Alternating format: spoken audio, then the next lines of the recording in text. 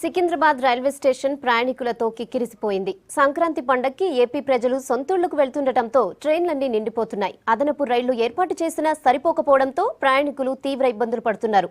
Secunderabad railway station నుంచి మరిన్ని వివరాలు లక్ష్మి అందిస్తారు. Lakshmi, over to you. రేపటి నుంచే సంక్రాంతి హాలిడేస్ కావడంతో ఇక్కడ మనం సికింద్రాబాద్ రైల్వే స్టేషన్ పూర్తిగా జనసంద్రమైందని చెప్పొచ్చు. తెల్లవారుజామున 4-5 గంటలకి వచ్చి మరి లైన్స్ లో వెయిట్ చేస్తున్న వాళ్ళని ఇక్కడ చూడొచ్చు.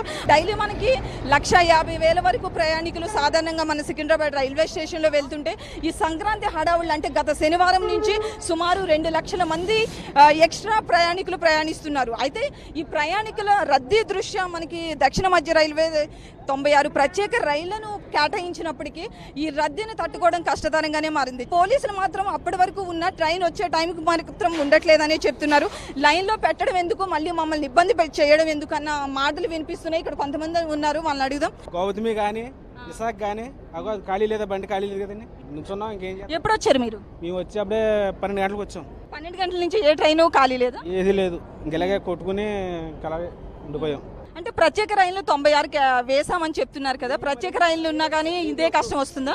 ఏమీ లేవు కదండి. ఇక్కడ మరొక ఆయన ఉన్నారు, ఆయన అడుగుదాం. జనరల్ కంపార్ట్మెంట్ కి ఈయన వెయిట్ చేస్తున్నారు. మీరు ఎప్పటి నుంచి వెయిట్ చేస్తున్నారు? 11 నుంచి వెయిట్ చేస్తున్నాం మేడం. పలనామ గురించి అక్కడ లైన్ ఉండి కూడా అక్కడ దొరకలేదు, సీట్లు దొరకలేదు. మళ్ళీ విశాఖ వచ్చాము, శ్రీకాకుళం పోవాలి. అంటే లైన్ లో నుంచి ఉన్నా సరే ఎక్కలేని పరిస్థితి ఉందా? ఎక్కలేకపోతున్నాం లైన్ నుంచి సరే. ఎందుకంటే పోలీసులు కూడా లైన్లో పెడతారు కానీ లైన్ ఉండట్లేదు. అది లైన్ అంతా ఇదైపోతుంది, మొబైల్ కూడా పోతున్నాయి. ఆల్రెడీ చాలా ఇబ్బంది అయిపోతుంది. రిజర్వేషన్ చేసుకుందామంటే నైట్ అంతా వెయిట్ చేసిన సరే మార్నింగ్ టికెట్ ఉండట్లేదు. మళ్ళీ జనరల్గా రావాల్సి వస్తుంది. అది ఇక్కడ ఏం చెప్తున్నారంటే రిజర్వేషన్ దొరక్కే జనరల్లో వెళ్లాల్సి వస్తుంది అంటున్నారు. జనరల్లో వెళ్తున్నా కానీ సీట్లు దొరక్క చాలా కష్టపడుతున్నామని చెప్తున్నారు. అయితే కొంతమంది విమర్శ ఏం చేస్తున్నారంటే ఇటు పోలీసులు కానీ అటు రైల్వే కూలీలు కానీ సీట్లను అమ్ముకుంటున్నారనే పరిస్థితి కనిపిస్తుంది. దగ్గర 12 గంటల ముందు నుంచే వీళ్ళు ఇక్కడ వెయిట్ చేయడం జరుగుతుంది.